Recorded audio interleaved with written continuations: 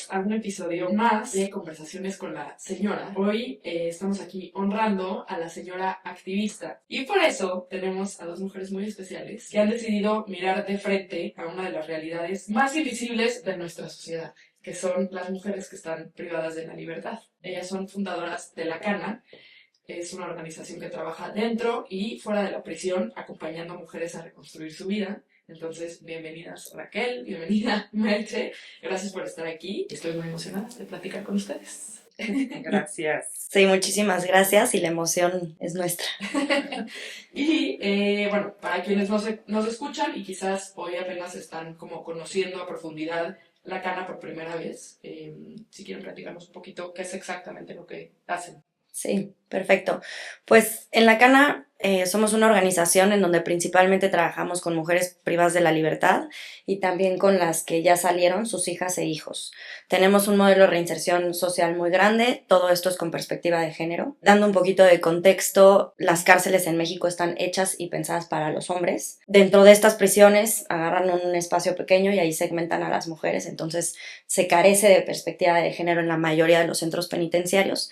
Y lo que nosotros buscamos es darles todas estas herramientas que probablemente ellas nunca han tenido, nunca antes tuvieron, y prácticamente es capacitación laboral en diferentes técnicas, principalmente crochet como estos peluches, pero también en serigrafía, costura, también hacemos macramé, diferentes técnicas como cartonería, pasta francesa, uñas, maquillaje, o sea, cada vez hemos ido ampliando más nuestros programas porque buscamos que tengan un ingreso ellas dentro de prisión principalmente para sobrevivir. Todo cuesta, absolutamente todo, toallas sanitarias, papel de baño, shampoo, o sea, todo lo que parecería que lo tendría que proveer el centro penitenciario, pues a ellas les cuesta. Y sobre todo para que manden dinero a sus familias. Las mujeres que están en prisión, en su mayoría, alrededor del 86% son mamás, son madres y son el sustento principal de sus casas. Entonces, eso es uno de nuestros ejes principales. Lo acompañamos con salud mental. Son mujeres que vienen de contextos muy complejos que no me voy a meter ahorita para que Merche nos platique un poco más de eso. Y actividades como un taller de teatro, clases de computación, todo esto pasa adentro. Después tenemos un modelo afuera que se llama Seguimiento en Libertad, que es prácticamente lo mismo, pero personalizado. No es un traje hecho a la medida para cada mujer que va saliendo. Okay. Le apostamos mucho a la reconstrucción familiar. Son mujeres muy luchadoras, ¿no? Muy luchonas, nosotros decimos, salen y al final están buscando a sus hijos, una identificación, un trabajo. Entonces es todo esto, el acompañamiento que se les da afuera, un programa de maternidad e infancias y asesoría jurídica. Y un área de incidencia e investigación, porque buscamos que lo que hacemos en La Cana no se quede en los centros en los que nosotros estamos, sino que se vaya replicando a nivel república y espero que algún día a nivel Latinoamérica, porque pues carecemos más bien tenemos los mismos problemas, te diría que en toda Latinoamérica relacionados al sistema penitenciario. Ok, wow. Muy admirable, felicidades. Gracias. Y pues sí, está impresionante. Digo, ahorita que vayamos platicando vamos a ir escuchando un poquito más de estas carencias y pues de cómo lo manejan ustedes como mujeres con mujeres, ¿no? Es increíble, la verdad, y pues primero que nada, mucha admiración. Muchas gracias. Gracias. Y gracias por todo lo que hacen en nuestro país. Y un poquito quisiera también empezar entendiendo a las mujeres detrás del proyecto, ¿no? O sea, quiénes son ustedes, qué las inspiró a comenzar todo esto y qué momento de su vida justo las llevó como a involucrarse con esta realidad y con esta área, pues con mucha necesidad que tenemos en nuestro país. Sí, claro. Bueno, yo soy psicóloga, a diferencia del resto de las socias que son abogadas. Y yo me involucré en este proyecto una vez que conocí a Raquel, literalmente en un viaje en la playa. Se coleó al viaje de mis primos. Literal. Literal. Soy diseñadora frustrada. Entonces, en ese momento estaban ellas yendo a la cárcel a hacer distintos productos, pero pues no con los mejores diseños, ¿no? Okay. Y en ese momento horrorosos. Sí. Yo pintaba y hacía manualidades porque me encantaba todo eso. Y nada, me ofrecí como voluntaria porque siempre he estado como en temas sociales. Creo que fue algo que me inculcaron siempre, algo que me mueve y la razón por la que terminé estudiando psicología. Siempre pensé que iba a trabajar con infancias directamente y al final terminé trabajando con mujeres, que es algo que me encanta. Y creo que ir a la cárcel empezó como un voluntariado y la primera vez que fui al penal de Barrientos, hace ya casi 12 años, creo que me abrió una realidad que no conocía y supe que ya no había vuelta atrás, ¿no? O sea, creo que sin duda fue este es un mundo que está, Barrientos estaba a 30 minutos de casa de mis papás y conocí un mundo que nunca me había cuestionado porque no tenía nada que ver con mi realidad y mi privilegio. Eh, y esas personas en la cárcel que yo veía no eran las personas que a lo mejor te llegas a imaginar, ¿no? Entonces fue muy claro que teníamos que hacer algo para que las cosas cambiaran. Y nada, hemos aquí tantos años después. Sí. Ok. Sí, pues justo es como ese punto de quiebre de decir, lo que estoy viendo no se puede quedar así, ¿no? O sea, necesita cambiar, algo necesita suceder, no sé de qué forma, ¿no? Pero creo que es súper impresionante esa parte, ¿no? O sea, empezamos como conociendo a las mujeres, pero una vez que te metes como mucho más adentro, o sea, yo me acuerdo una vez que, pues dando un taller, una mujer contó su historia, ¿no? Y contó que su hermano la vendía por 15 pesos a los vecinos desde que tenía 3 años, ¿no? Y fue muy claro que esa niña creció con un valor de 15 pesos. Creo que para mí esa fue la historia que me hizo entender que hoy juzgamos a la mujer que está privada de la libertad por cometer un delito, pero que nunca estuvimos como sociedad para cuidar a esa niña y que esa es la parte de la reparación del tejido social que tenemos que hacer todas y todos y que sí somos corresponsables de esta sociedad en la que todos vivimos, ¿no? Claro. Entonces, sí fue un parteaguas de decir, esto es a lo que yo me voy a dedicar porque aquí hay un área que nadie está volteando a ver, pero que es sumamente importante y que todas esas historias también cuentan. Claro, sí, totalmente, ¿no? Sí, como esa historia de haber Todas. Sí. Sí. ¿Y qué fue lo que te llevó a comenzar antes de ir el viaje de los primos? A comenzar con todo. Como sabes, soy abogada y desde chiquita tuve como esta idea de formarme, o sea, quise ser penalista, siempre lo tuve muy claro y en mi cabeza era me voy a formar con los mejores para aprender, siempre dije hacer dinero y ya que sepa cómo se come todo ese mundo, que todo el mundo dice es el inframundo, que un poco sí, voy a dedicarme a sacar inocentes de la cárcel. O sea, esa era mi meta.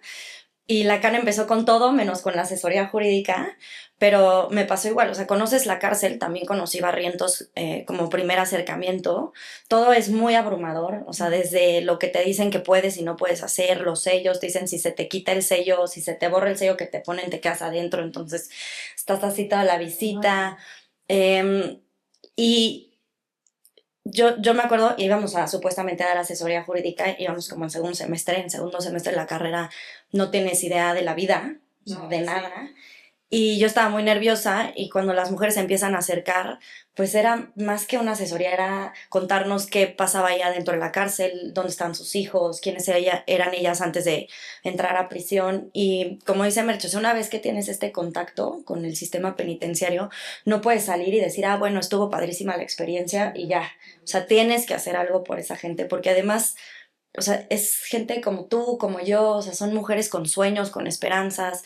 Entonces, sí, creo que una vez que pisamos la cárcel, dijimos, aquí nos vamos a quedar, haciendo que no sabíamos bien, pero algo íbamos a hacer por esas mujeres, por sus hijos.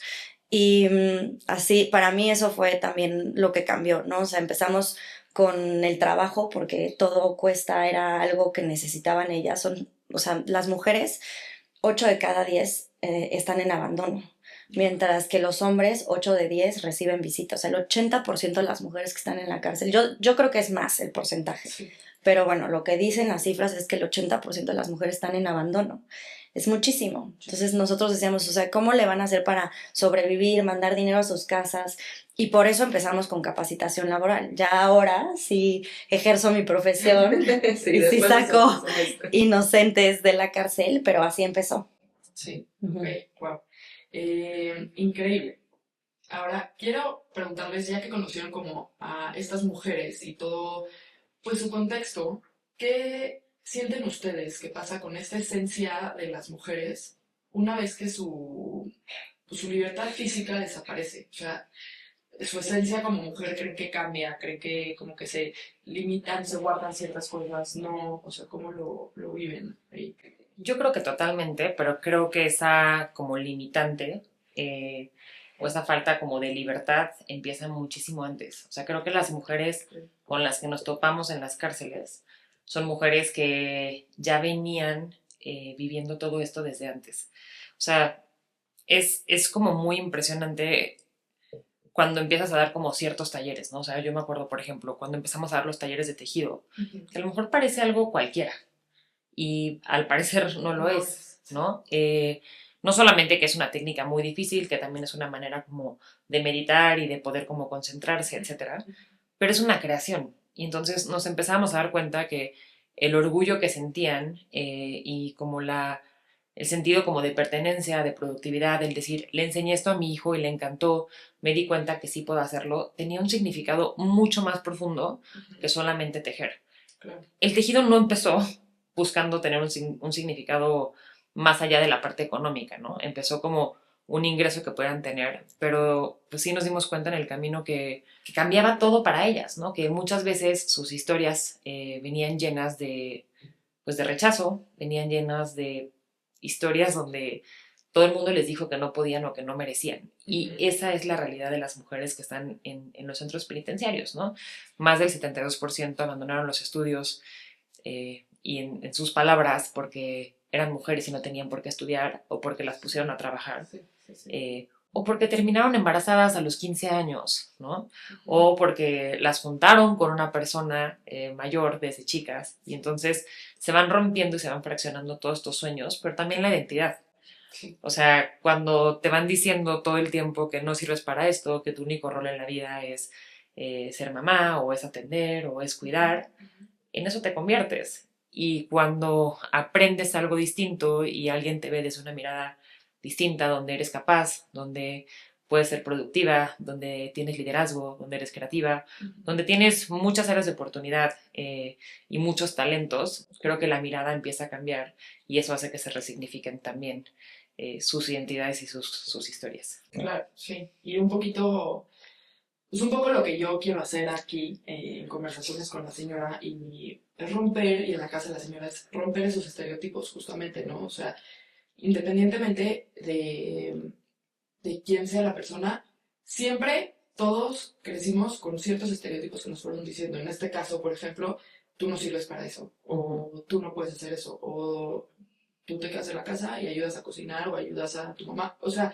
diferentes tipos de cosas que en el crecimiento de una mujer pues le van cerrando mentalmente y físicamente puertas, ¿no? Le van creando barreras. Le van creando barreras, pero eso es justo pues lo que quiero platicar un poquito aquí con ustedes y saber por qué piensan ustedes que este tema de las mujeres en prisión sigue siendo un tema invisible en nuestra sociedad. O sea, ¿por qué creen que no se toca lo suficiente o que pues que se esconde, ¿no? O sea, sigue siendo invisible porque hasta que yo conocí un poquito lo que ustedes hacen y lo que vamos a platicar aquí, hasta para mí era un tema invisible. Sí. O sea, no sabemos que las cosas cuestan, no sabemos que sufren de abandono y que no tienen visitas, como que...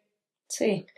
Todos preferimos verlo de lejos, es ajeno. Sí. Entonces, ¿por qué creen que es así? Yo creo que por regla general, el mexicano, si le incomoda un tema, se voltea, ¿no? O sea, sí creo que es un común denominador en donde si te incomoda, mejor me hago como que no escuche nada. Sí. Y la realidad es que lo que vende en México es un país punitivista, ¿no? En donde qué padre que aumenten penas, que se tipifiquen más delitos, o sea, y si te pones a pensar, todo el mundo aplaude cuando escuchas, ¿no? En las noticias, ya metieron a la banda que roba en tal zona a la cárcel y todo el mundo, qué bien, y lo aplauden y que les den más años, más cárcel.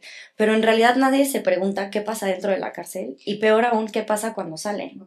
O sea, creo que es un tema que tenemos que empezar a preocuparnos como sociedad, o sea, que nos involucra a todos, porque esa gente que está hoy en la cárcel, el día de mañana va a estar en las calles. Claro. Y si entendemos estos contextos, en donde, como dice Merche, en este caso de la niña a los 3 años vendida, o sea, ¿dónde estábamos nosotros como sociedad para proteger a esa niña? Entonces, si entendemos estos contextos y que el sistema penitenciario como está hoy en día, no puedo generalizar, pero no sirve. O sea, esa es la realidad. O sea, la chamba que hace la cana es chamba que tendrá que estar haciendo gobierno, ¿no? O sea, capacitándolas, dándoles educación, eh, terapia psicológica. O sea, todo esto que nosotros hacemos es algo que tendría que estar sucediendo. Entonces, si no lo hace nadie y si nosotros no nos preocupamos por esas herramientas, esas oportunidades en la cana, decimos que damos segundas oportunidades. Yo siempre digo que ese eslogan está mal, porque para la mayoría son primeras oportunidades. Si no damos eso en la cárcel, esas personas van a salir mucho peor de lo que entraron. Sí. Entonces, y nosotros lo hemos visto con casos reales. O sea, si tú le das a una mujer las herramientas para que entiendan que pueden crear, que pueden ser productivas, que pueden ser líderes, yo te apuesto que esa mujer va a escoger un camino alejado de la delincuencia. Claro. Sí, totalmente. Y justo pues han ido descubriendo estos contextos de donde vienen estas mujeres, en donde seguramente existen patrones similares que son violencia, abandono, desigualdad, y, y eso es lo que, pues, a futuro en sus vidas las lleva a que estén ahí, ¿no? O sea, como que esos patrones, me supongo que son los que se repiten, ¿no? Estos contextos. Sí, creo que sin duda, y creo que se repiten a nivel social, ¿no? Solamente, pues quien termina en la cárcel muchas veces es quien también tiene menos recursos y menos oportunidades para poder tener un camino distinto. Muchas veces entras a la cárcel y en la cárcel, pues en México se castiga la pobreza. Tú ves personas que no tienen acceso a un abogado, que no tienen acceso a lo mejor ni siquiera entender la sentencia que tienen o el proceso que están viviendo ahí. Claro. Entonces, eso es también pues creo que un tema como muy importante que pasa en los centros penitenciarios. Y las mujeres en sí viven esta doble sentencia, ¿no? Sí. Y es algo que nosotras hemos como analizado mucho a lo largo de los años, hemos hecho mucha investigación al respecto, porque como comentaba Raquel al principio, las cárceles en México no están hechas con perspectiva de género, pero no solo las infraestructuras, tampoco los modelos de atención. Okay. Entonces tú no le puedes dar la misma atención a un hombre que a una mujer, y menos que a una mujer que tiene un hijo o una hija dentro de prisión, ¿no? Sí. Entonces, Que está embarazada. Que está embarazada. Claro. Las mujeres representan menos del 6% de la población que está en la cárcel. Entonces, Sí. claramente la atención que reciben es mínima y es fundamental que estos modelos pues tengan perspectiva de género para poder realmente cambiar estos patrones y estos roles que se vienen repitiendo.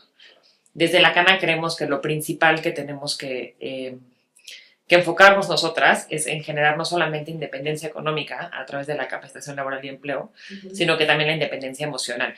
Si las mujeres no logran tomar decisiones distintas desde un lugar distinto y romper con patrones violentos, de codependencia, de relaciones que a lo mejor son abusivas y de creencias personales que las limitan todo el tiempo, difícilmente van a tomar decisiones distintas. Entonces, ese es nuestro enfoque y, digo, mucho más profundo, Sí, pero sí. se basa en generar independencia económica, independencia emocional para que realmente puedan decidir distinto para ellas y para sus hijos e hijas.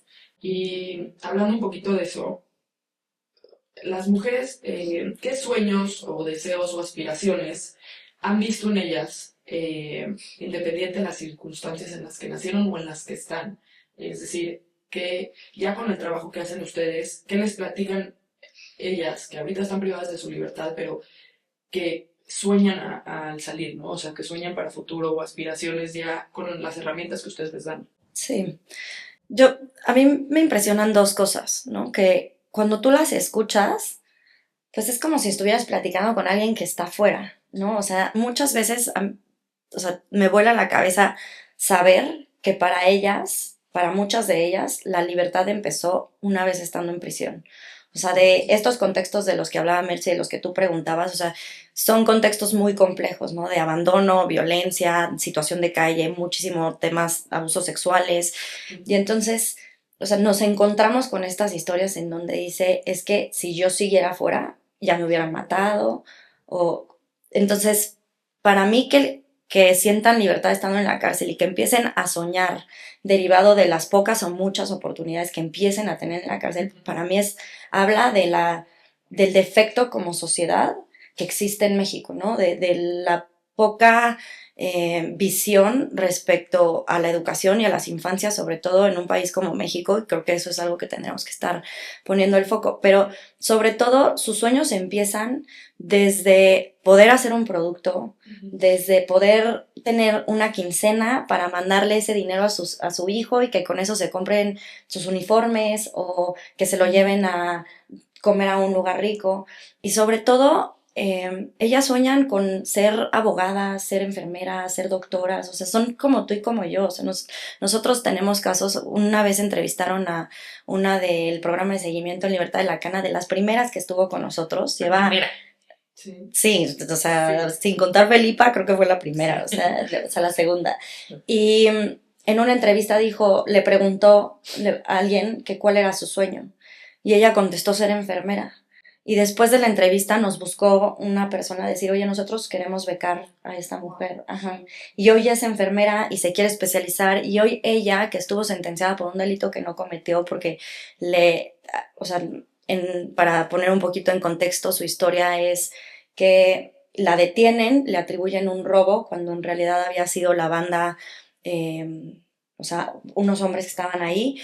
Y los abogados le dicen, no hay pruebas el abogado de oficio, perdón, le dicen, no hay pruebas en tu beneficio, entonces mejor acepta que lo cometiste para que te den la mínima en lugar de que, o sea, porque se oye mejor 3 años a 12. Sí, claro. ¿No? Entonces ella acepta haber participado, a los 2 años, 8 meses sale de prisión y en una entrevista refiere que quiere ser enfermera y que, o sea, para mí es que locura que esa persona que todo el mundo señaló como una delincuente que hoy está salvando vidas, ¿no? Esos son los sueños de estas mujeres. Entonces, suena increíble que a quien nosotros estamos criminalizando, pues va a sacar gente de la cárcel. Tenemos gente estudiando derecho, atiende clínicas de doctores, es enfermera, tienen sus propios emprendimientos, hacen postres, chocolates, o sea, dan conferencias. Claro. Esas son las mujeres que están en la cárcel de nuestro país. Sí, está impresionante. Y cómo, la verdad es que cómo se adaptan estas mujeres emocionalmente después de lo que vivieron en cárcel,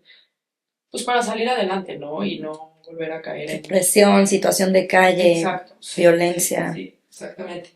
Y un poquito, pues ya con todo esto que me están platicando, lo que quiero saber es qué les ha enseñado esto sobre la naturaleza de ser mujer, ¿no? Que pues siempre nos tachan por tener demasiadas emociones o sentir demasiado y no saber qué hacer con eso, ¿no? O sea, son como estas, pues, limitantes que nos ponen. Entonces, ¿cómo ven ustedes a estas mujeres en ese aspecto? O sea, ¿qué les ha enseñado sobre cómo somos las mujeres, cómo salimos adelante y cómo pues sí, nos ayudan estas limitantes que nos ponen? Creo que eso es uno de los temas que más nos apasionan en la cana, ¿no? El tema de los roles y los estereotipos de género. Creo que es un error creer que por tener emociones eres menos funcional o debería ser una limitante, ¿no? O sea, creo que las emociones bien encaminadas siempre son algo que nos van a beneficiar y algo que nos van a ayudar a llegar más lejos, ¿no? O sea, creo que muchas veces está el error en reprimir las emociones y que muchas veces la violencia que ejercen la mayoría de los hombres viene desde ahí, desde una represión, desde un estereotipo sobre tienes que ser fuerte, tienes que ser mejor, tienes que ganar, no puedes llorar, no puedes ser débil, tienes que demostrar, tienes que ser el más alto, tienes que conquistar el mayor número de mujeres, etcétera, que acaban reprimiendo muchas emociones que tienen que ver o que están identificadas, y lo digo entre comillas, con ser débil, cuando en realidad tiene que ver con ser humano, ¿no? Claro. Y en las mujeres hacia el otro lado, o sea, que muchas veces pues no te puedes expresar de cierta forma o tienes que cumplir con ciertos roles o somos más emocionales, más sensibles, más frágiles. Y creo que realmente son estereotipos que nos acaban encasillando en ciertos patrones de comportamiento y que muchas veces romper y poder deconstruirnos para poder construir pues algo más como lo que somos, ¿no? Hay mujeres que son a lo mejor mucho menos volubles emocionalmente como Raquel y personas que somos como yo, que a lo mejor podemos llorar porque pasa algo y tenemos corazón de pollo. Sí. Y no hace que una sea más funcional y una menos funcional. Es la manera en la que nosotras somos. Sí. Y creo que aprender a mostrar quién eres de una manera asertiva Sí. te puede canalizar a hacer las cosas de una manera distinta, pero también mejor. Y en el caso de las mujeres, creo que todos esos estereotipos que las fueron encasillando o que nos van encasillando, porque son los mismos que tienen ellas que los que tenemos nosotras, una vez que vamos, pues creo que limpiando estas creencias limitantes, ¿no? que tenemos las personas, vamos encontrando cuál es el verdadero potencial, ¿no? O sea, dónde está. Y creo que ese es el trabajo que hacemos desde la Cana. O sea, en la Cana no llegamos a la cárcel y preguntamos, ¿por qué estás aquí? ¿Qué delito cometiste? No me importa. O sea, no somos jueces y esa no es nuestra tarea. Nuestra tarea es generar oportunidades y ver desde un lugar distinto en donde reconocemos al ser humano y ponemos a la persona en el centro Sí. de nuestro modelo de atención, ¿no? Ujú. Si yo llego a la cárcel y te identifico por el delito que cometiste y trabajo a partir de eso ya lo hace el sistema penitenciario y ya lo hace la sociedad, ¿no? Si yo en cambio me enfoco en lo que estás haciendo bien, en tu creatividad, en tu liderazgo, ¿no? En tu resiliencia, en tu fortaleza, en tu maternidad que estás haciendo excelente, en tu interés por aprender. Si rescato eso y eso lo potencializo, entonces le podemos dar la vuelta a las cosas. Entonces, creo que todo eso que es criticado también es el potencial con el que podemos salir adelante y es la fortaleza que mueve a las mujeres muchas veces. Claro. Sobre todo, creo que la fuerza de la mayoría de las mujeres en la cárcel, porque el 86% son mamás, son sus hijos y sus hijas, ¿no? Y las ganas de salir adelante por ellos. Por ellos, claro. Sí, y qué impresionante que estas herramientas puedan ayudarles a reconstruir completamente sus vidas y cambiar justo los estereotipos y las perspectivas con las que van trayendo. Entonces también ver cómo ustedes acompañan a estas mujeres a pues creer en sí mismas y verse a sí mismas como con mayor potencial, creo que es algo pues increíble. Entonces, felicidades otra vez. Gracias. Y algo que quiero tocar, que es un punto que me llamó la atención que mencionaste, Raquel, es que o sea, los centros penitenciarios están planeados para hombres, ¿no? Entonces, ¿cómo ven ustedes que las mujeres dentro, a lo mejor que se embarazan o que tienen hijos o que pues tenemos necesidades diferentes que los hombres, cómo se ha adaptado esto en los centros de mujeres? Sí, voy a darte un poquito de contexto y ya para el tema de maternidad e infancias voy a dejar que Merche lo haga, porque siento que al ser mamá ha empatizado todavía más. A mí, o sea, de las cosas que más me volaron la cabeza en esa primer visita que te conté, es ver a los niños en la cárcel, ¿no? O sea, son espacios, te digo, muy pequeños, o sea, de todos los centros penitenciarios que hay en el país, solamente 18, que son como 135, una cosa así, solamente 18 tienen perspectiva de género. O sea, quiere decir que literalmente, o sea, nulo y, o sea, dicen tener perspectiva de género, ¿no? O sea, falta ver si es verdad eso. Pero, ¿qué quiere decir esto? Que no hay espacios para el desarrollo de los niños, no hay espacio, no hay atención ginecológica, las mujeres no tienen esta atención especializada por el simple hecho de ser mujer. Deja tú que esté embarazada o que tengan hijos, o sea, por el simple hecho de ser mujer ya tendría que al menos el tema médico ser distinto. No hay, no existe. Y sobre todo, o sea, el espacio en donde están las mujeres es un espacio en donde en el mismo lugar comen, duermen, trabajan, están con sus hijos. O sea, no hay espacios reales para o sea, para literal tener estas herramientas de las que te hablamos, ¿no? O sea, capacitarse en un trabajo, estudiar, terminar secundaria, preparatoria. El nivel educativo de las mujeres que entran al sistema penitenciario es bajísimo. Y no existe esto, ¿no? Entonces, si todo lo demás, todo el inmueble que estuvo pensado para hacer un centro penitenciario está destinado a los hombres, ves naves industriales en los hombres, digo, a ver, también están hacinados, también tienen muchas carencias, pero toda la atención llega a los hombres. Entonces, si hay alguien que va a dar trabajo, lo da a población varonil. Si hay alguien que va a dar atención médica a población varonil, ¿por qué? Porque son más. Y porque pues las mujeres a lo mejor pues, son las más olvidadas, entonces ¿quién va a quejarse de que esta mujer no esté recibiendo la atención? Entonces creo que Esa es la realidad del sistema penitenciario en México, sobre todo las mujeres. Y me gustaría que Merche te platique un poquito más de los niños, porque no existe un desarrollo correcto en la línea de lo mínimo indispensable para los niños. Y al final ellos están pagando una sentencia por un delito que no cometieron. Claro, y están creciendo ahí. Y ahora pasamos a este tema, Meche. Pero algo que quiero antes de pasar ahí preguntar, que ahorita me vino a la mente con lo que decías, es, como mujeres solemos en todos lados crear comunidades. O sea, como que generamos estas redes de apoyo. Entonces, mi duda es, dentro de los centros, las mujeres forman estas comunidades en donde se apoyan entre ellas cuando llega un trabajo y entonces usted echa un poquito la mano, o sea, como esa parte de comunidad, ¿la ven? Sí, muchísimo. Yo creo que como en todos lados hay grupitos, pero en realidad, o sea, últimamente que he estado entrevistando a las mujeres de seguimiento en libertad, o sea, las mujeres que ya están afuera, y por regla general refieren sentir mucho miedo al ingresar a prisión porque no saben qué va a pasar, ¿no? Pero sobre todo por el maltrato y la tortura de los custodios, de las autoridades. Y dicen que el primer apapacho que sienten es de las mujeres que están adentro, ¿no? Quienes les dan una cobija, una sudadera, un shampoo, un jabón. Entonces, realmente desde ese primer contacto, las mujeres somos auroras. O sea, las mujeres sí se apoyan unas a otras. En el tema del trabajo, quien ya sabe tejer reenseña a las demás, incluso una de ellas mismas es la encargada del taller.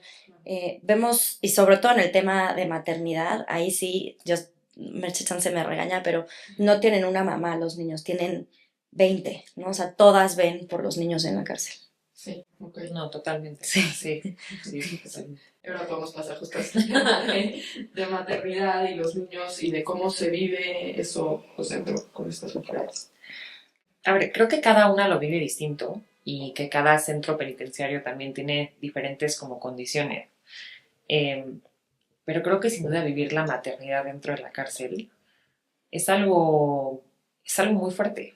O sea, muchas veces entran embarazadas a los centros penitenciarios, a veces en un proceso que no saben cuánto va a durar o con una sentencia con la que se van a quedar muchos años y sus hijos van a tener que salir y no los van a ver.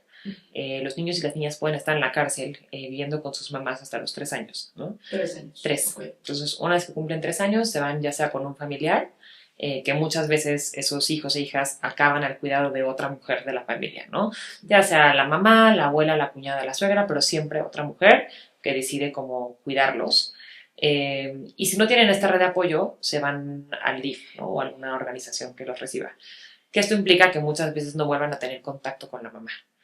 Creo que este proceso es durísimo de vivir para las mamás, porque creo que el apego que se vive dentro de la cárcel entre pues, las mamás y los hijos se vuelve durísimo, porque acaba siendo tu único punto de contacto y te vuelves pues, la cuidadora principal de todo en un contexto que además es súper adverso.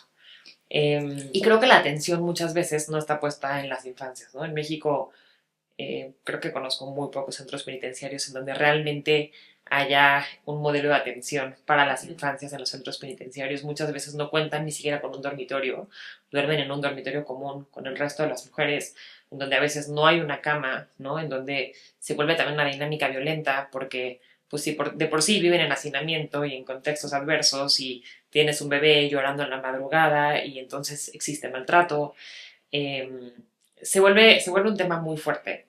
No cuentan tampoco con acceso a prácticamente nada, ¿no? Deja tu agua limpia, pero comida, pañales, fórmula, ropa, cobijas, juguetes, estimulación, nada de esto existe y no está contemplado en los centros penitenciarios, en la mayoría de ellos, ¿no? Entonces, para mí, yo me convertí en mamá hace 1 año y medio y si bien siempre creo que las infancias han sido parte de lo que hacemos en la cana, creo que a mí me voló la cabeza entender todo lo que necesitaba un niño para poder tener un desarrollo óptimo, ¿no? Ideal, y todo lo que se necesita. O sea, yo veo con mi hijo, pues todo lo que ha funcionado, la estimulación, el tener contacto con animales, el poder conocer el pasto, el ver los colores, el probar diferentes alimentos. Todo eso es fundamental para su desarrollo y tenemos niños y niñas viviendo en la cárcel que nunca han visto un perro, que no conocen un árbol, que no han visto el pasto, que no conocen las flores, que no han tenido contacto a veces con otros niños, ¿no?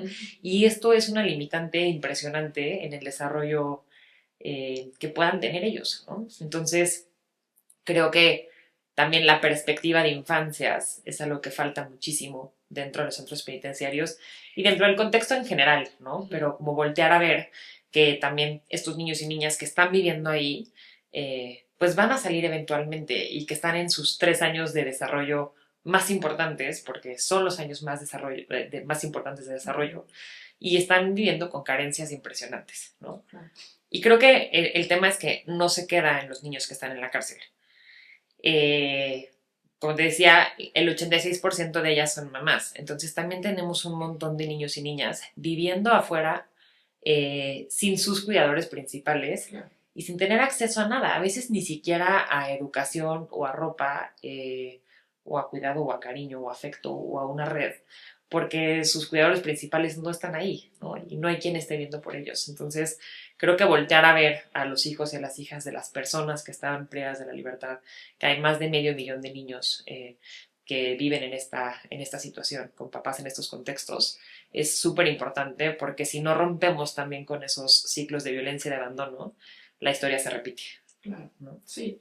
Y como sociedad solemos justo cargar con muchos prejuicios que nos hacen no voltear a ver lo que está sucediendo, ¿no? O sea, mejor no, prefiero no saber, prefiero no enterarme, prefiero no voltear a ver qué está sucediendo con esos niños o con estas mujeres, o decir, pues cometí un delito y entonces está ahí adentro y lo que Lo pase, merece. pues lo merece, y lo que pase, pues ya veremos. Pero pues como sociedad, yo lo que estoy aprendiendo hoy que estoy aquí con ustedes es que debemos de, sí, o sea, tenemos muchos prejuicios, pero ¿cómo podemos convertir estos prejuicios en qué podemos hacer desde nuestro lugar para que estos niños, niñas, personas en crecimiento no crezcan dentro de estos contextos que ya platicamos de diferentes cosas de violencia y demás, y que no lleguen a estar donde están, ¿no? Estas mujeres, y cómo, pues sí, qué cambio podemos hacer desde el lugar en donde estamos, ¿no? Entonces, un poquito también lo que quiero preguntarles y platicar con ustedes es algo que entendemos completamente mal de estas mujeres que están ahí adentro, y si pudiéramos cambiar pues una percepción colectiva para hacer un cambio, ¿cuál sería? Yo creo que pondría como primer lugar el entender quiénes son estas mujeres, ¿no? Como te decía Merche, hacemos mucha investigación dentro de la Cana, y hace un par de años viajamos por diferentes penales de la República para ver, o sea, nuestra premisa principal era contestar por qué las mujeres cometen delitos, ¿no? O sea, por qué las mujeres acaban en un lugar como prisión. Y para mí una de las cosas que más me sorprendió, una de las preguntas de estas entrevistas, eran entrevistas cualitativas que duraban horas. Y una de las preguntas era si, o sea, literal, ¿tú has sido víctima de violencia? Y de todas las mujeres entrevistadas, no hubo una sola que contestara que sí, de lo normalizado que está esto, ¿no? Y pues la razón, o sea, la premisa principal que encontramos es la violencia estructural que viven las mujeres, ¿no? Que no solamente es la violencia de género ejercida por un hombre, sino también esta violencia que surge de los estereotipos, de la educación sexista, que también se ejerce por las mismas mujeres, ¿no? Por las mamás, abuelas.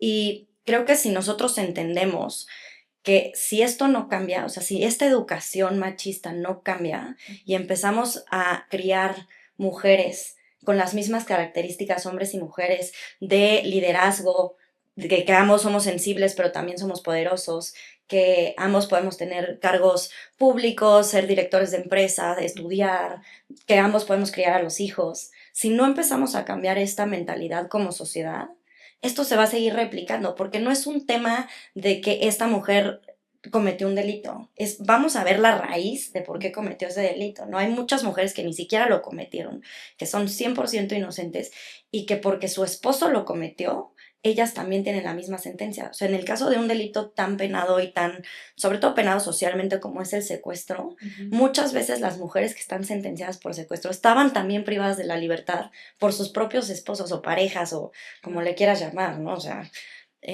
entonces, si nosotros como sociedad no empezamos criando en casa sin educación sexista y entendemos, porque además esto no es que pase solo con la población que está en la cárcel, o sea, pasa en nuestras casas. A mí, yo me acuerdo que mi abuela todavía me decía, Sí, sí. calladita te ves más bonita, ¿no? O sea, Sí. esto no pasa, o sea, pasa en todos lados de una sociedad como es la mexicana. Entonces creo que ahí yo te diría, cambiemos un poquito este chip de, los delincuentes están en la cárcel y ya, porque eso no es verdad. Uno, hay muchísimos inocentes dentro de prisión y sobre todo empecemos a entender los contextos que llevan a estas mujeres a terminar en la cárcel, ¿no? Y criemos desde otra perspectiva completamente distinta a la que estamos acostumbrados. Dejemos de criar hombres machistas, dejemos de criar mujeres solamente para el hogar, ¿no? Y empecemos a hacerlo con una conciencia sin estereotipos de género. Qué bien dicho. La verdad es que esto es, sí, o sea, eso es algo muy importante eh, para mí, porque no solamente se trata de cómo ustedes impactan a estas mujeres, creo que pues ellas también las han transformado a ustedes y esa transformación se refleja en lo que decía ahorita Raquel, de cómo debemos nosotros de observar lo que las mujeres que están privadas de su libertad pueden hacer por nosotros como sociedad al salir y convertirse en doctores, en enfermeras, en abogados y van a dar muchísimo y van a transformar muchísimo y van a llegar desde un lugar que me imagino y seguramente sucede así, que al salir también se topan con puerta cerrada porque vienen de prisión. Entonces, a lo mejor y como sociedad que abramos los ojos y escuchemos antes de solamente decir, no, pues hizo un delito y está en la cárcel, ¿no? O hizo un delito y yo no la puedo recibir para trabajar. Sí, o sea, como que transformemos esta idea de lo que sucede, ¿no? Y justo, o sea, ha cambiado la forma de ver la vida, la libertad, o sea, para ustedes me refiero, ¿cómo ven ustedes la libertad siendo mujeres desde nuestro lugar privilegiado? Creo que la Cana, hoy somos una organización feminista, pero creo que nos volvimos feministas a partir de las historias que escuchamos. O sea, yo creo que ninguna de las socias, de las fundadoras, ni del equipo, llegamos al equipo siendo, sino que nos metimos a un mundo que no conocíamos, donde escuchamos historias que nos rompieron el corazón y nos volaron el cerebro, y entendimos que había que hacer mucho más para allá. Entonces creo que nos ha cambiado a niveles muy, muy profundos.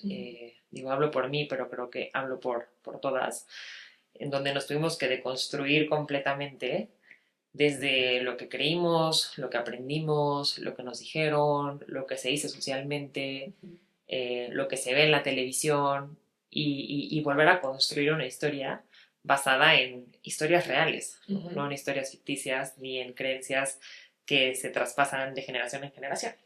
Y creo que ahí es donde empezamos a romper con todos estos estereotipos pues que vienen desde quiénes somos las mujeres, ¿no? Que platicábamos hace rato.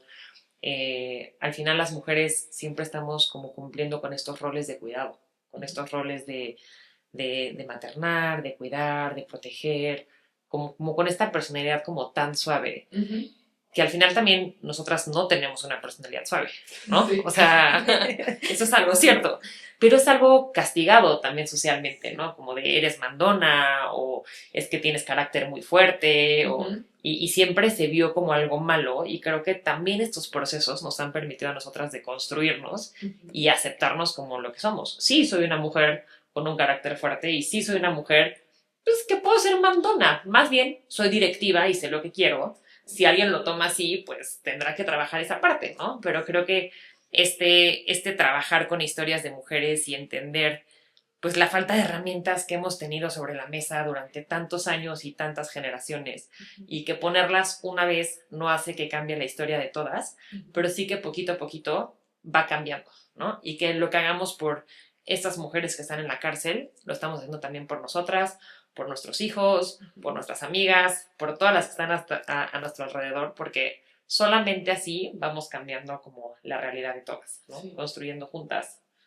Y un punto que me parece muy importante de lo que dices es que sí, solemos ser tachadas de ser suaves y de tener este tacto femenino, se dice, o tacto Sí, no sé cómo decirlo. Entonces, ¿cómo a ustedes es todo lo que hacen y luchar por la justicia se puede lograr sin, vamos a llamarlo, endurecerse? Pero lo que quiero decir es, lo puedes lograr teniendo esta sensibilidad y eh, pues este tacto en nuestro país y en un lugar donde ser así es tachado justamente. O sea, pueden ustedes acercarse a estos centros siendo suaves o necesitan endurecerse y ser fuertes y mostrar cómo está. Sí. Qué difícil, porque yo vengo de un contexto en donde el derecho penal es para hombres, ¿no? O sea, eso nos hicieron creer, que el derecho penal es exclusivo a los hombres, que las mujeres no servimos mucho para esa área. Y, y me hicieron creer que por ser penalista yo me había endurecido, ¿no? Justo, ¿no? Como es que no tiene sentimientos, pero en realidad no, o sea, hoy estoy 100% segura que para hacer lo que nosotros hacemos, que es trabajar con las mujeres en prisión, sus hijas e hijos, no hay mujeres más sensibles y más empáticas que nosotras. O sea, nosotros, por el hecho de escuchar una historia y no llorar, no es que seamos duras, ¿no? Es que simplemente, pues, estamos para contener a estas mujeres. Y creo que desde el lado más humano, hoy sé que soy una mujer sumamente sensible, pero también una mujer trabajada emocionalmente lo suficiente para que estas historias me afecten lo menos posible. Porque yo creo que decirte que me afectan cero es una mentira. Diario escuchamos cosas muy complicadas, muy dolorosas, pero sí te lo digo desde un lugar en donde me considero una mujer sumamente empática y sumamente sensible, a pesar de que esté en un juzgado litigando un tema probablemente muy complejo, ¿no? Un homicidio, una legítima defensa, algo que pues a lo mejor una mujer, según los estereotipos, no haría. Eso no me hace ser insensible, ¿me explico? O sea, como dice Merche, pues soy una mujer a lo mejor menos voluble, pero en el fondo sí estoy segura que para hacer lo que nosotros hacemos en la cana, yo te digo que todas las colaboradoras somos sensibles, somos empáticas, somos humanas, lloramos, nos reímos, o sea, porque eso está bien. O sea, incluso si los hombres, o sea, nuestro equipo está conformado casi por puras mujeres. Y un hombre. Y un hombre literal. Y yo veo a ese hombre como un hombre deconstruido. También es sensible, también es empático, trabaja con puras mujeres y no le afecta y es igual de hombre que cualquier otro. ¿Me explico? Y perdón, o sea, pero es que creo que ahí el tema es que creemos o nos hacen creer que ser sensibles es sinónimo de no ser poderosas o de no ser fuertes. Y somos muy sensibles, pero también somos muy valientes en hacer el trabajo que hacemos y también somos mujeres pues exitosas. Líderes, comprometidas. Sí, y una no se pelea con la otra. Creo que eso nos hace, y es lo que buscamos, como que se vea en las mujeres con las que trabajamos, pero también socialmente somos personas completas, o que buscamos como esta pues, completud de ser como las diferentes versiones y emociones que tenemos, ¿no? Ser congruentes, ¿no? O sea, al final, pues si te dedicas a un tema social, necesitas ser sensible. O sea, para poder querer hacer esto con la pasión que lo hacemos desde la cana, es necesario ser sensibles. Sí, y empáticos, ¿no? Y algo que también esto me trae a la mente es que por otro lado también podría ser que las mujeres solemos escondernos bajo esta sensibilidad de decir, es que yo no puedo escuchar esas historias, porque yo escucho una historia así y me rompe y entonces prefiero no escuchar, ¿no? O sea, prefiero cerrar puertas y no saber lo que está sucediendo, que era un poco lo que ya decíamos. Entonces creo que, pues a todos los que nos están escuchando, invitar a, pues abrir los ojos, escuchar las historias, ver de qué forma podemos ayudar y ser parte de un movimiento de crecimiento para estas mujeres. Y algo importante que también mencionaba Raquel es cómo esta parte de aceptar a las mujeres una vez que salen, ¿no? de prisión y que tomemos este lugar de, pues, de reinserción. O sea, ¿cómo crees que podemos hacer esto? Sí, o sea, es importante que quienes nos escuchen sepan que, o sea, porque muchos podrían pensar que cuando salen se acabó el trabajo, ¿no? Que padre, ya salió, lo logramos bien. Y en realidad ese momento, ese primer contacto con la libertad, es el momento más vulnerable para ellas. O sea, hay muchas que nos dicen, oye, por favor habla con la directora y que me dejen más tiempo adentro, porque no tengo a dónde ir, ¿no? Y bien o mal, aquí tengo amigas, aquí tengo un techo, tengo comida, o sea, en las condiciones que sea, pero imagínate si eso es lo aceptable dentro de su percepción, o sea, ¿qué le espera afuera? ¿No? Si ya están en abandono, si no tienen una familia donde llegar, si su primer acercamiento sería con el núcleo generador de violencia, o sea, como que son contextos de esta naturaleza. Entonces, el trabajo real empieza una vez que están afuera. Nosotros desde la Cana damos un acompañamiento puntual, desde canalizarlas a un empleo o generar, que ellas más bien generen sus propios emprendimientos, mucha terapia psicológica para ellas y sus familias, sobre todo sus hijas e hijos.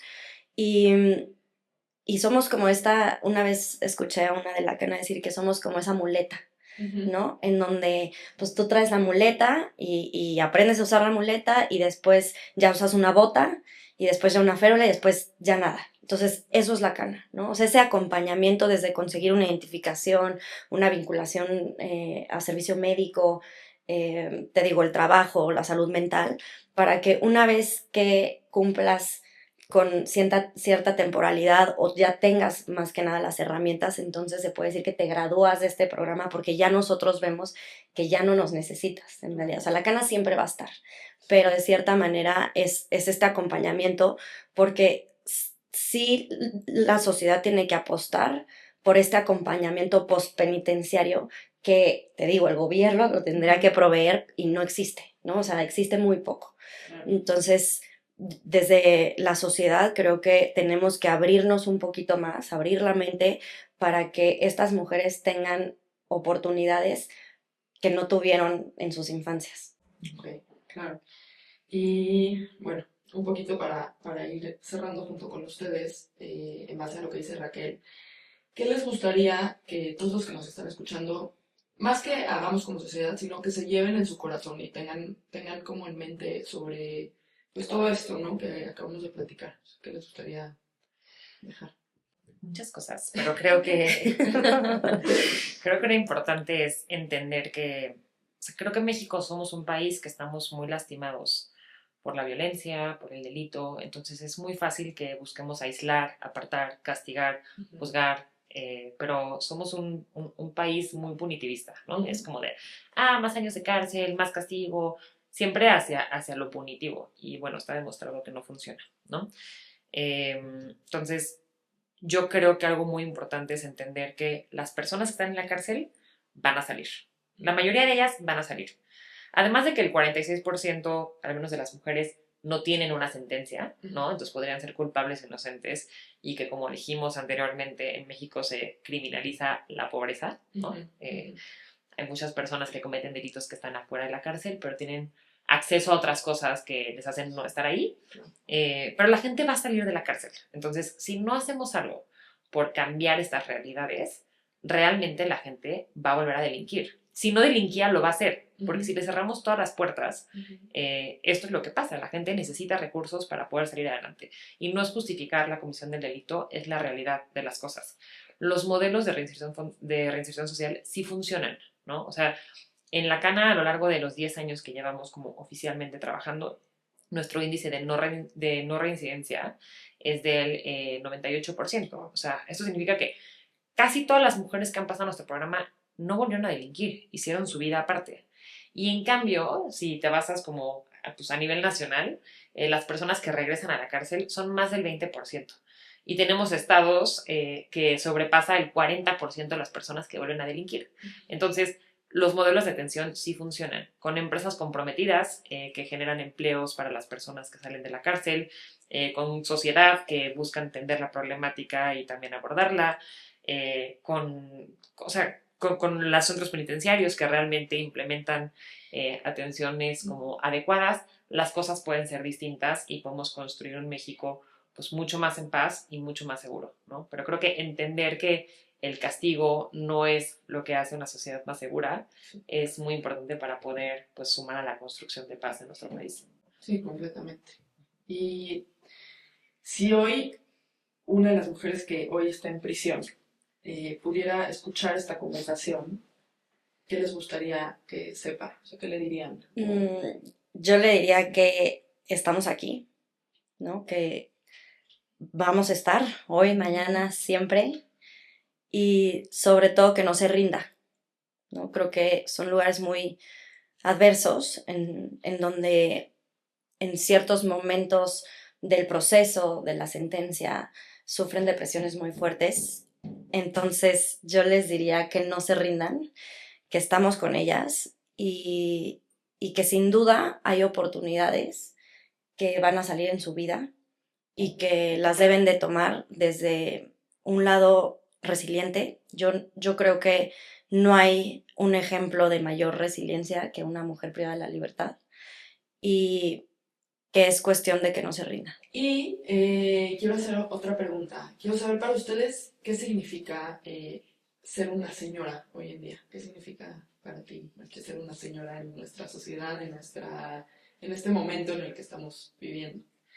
Pues creo que ser una señora va mucho más allá, una vez más, de los estereotipos que nos ponen, ¿no? Y creo que habemos distintos tipos de señoras. Uh-huh.